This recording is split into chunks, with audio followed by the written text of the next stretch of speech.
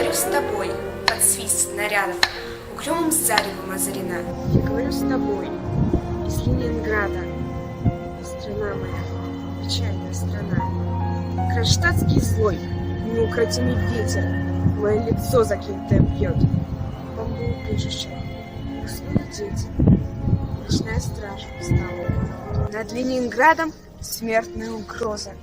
Бессонные ночи, тяжек день любой, но мы забыли, что такое слезы, что называлось страхом и мольбой. Я говорю, нас, граждан Ленинграда, не поколеблет грохот канонад.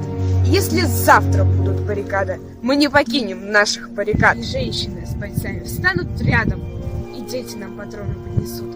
И над всеми нами зацветут старинные знамена Петрограда.